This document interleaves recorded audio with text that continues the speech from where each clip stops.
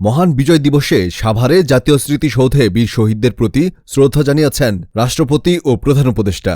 সাইফুল ইসলামের তথ্য ও ভিডিও চিত্রে দেখুন বিস্তারিত। মহান বিজয় দিবসে সাভারে জাতীয় স্মৃতিসৌধে বীর শহীদদের প্রতি শ্রদ্ধা জানিয়েছেন রাষ্ট্রপতি মোহাম্মদ শাহাবুদ্দিন ও অন্তর্বর্তী সরকারের প্রধান উপদেষ্টা ড. মোহাম্মদ ইউনূস। সোমবার ১৬ ডিসেম্বর সকাল ৬:৩০টায় প্রথমে রাষ্ট্রপতি এবং পরে সোয়া ৭টায় প্রধান উপদেষ্টা ফুল দিয়ে শ্রদ্ধা জানান। এই দেশের মানুষের অসন্তুষ্টি বহিঃপ্রকাশ এবং খুব তাড়াতাড়ি মানুষের উৎসাহ সময়ের মধ্যে নির্বাচন না হলে, নির্বাচনে না গেলে মানুষ বিক্ষুব্ধ হবে। শেখ হাসিনার প্রতি যেমনি বিক্ষুব্ধ হয়েছে তার চেয়ে হয়তো বেশি বিক্ষুব্ধ। আচ্ছা, রাজনৈতিক ছোট করেন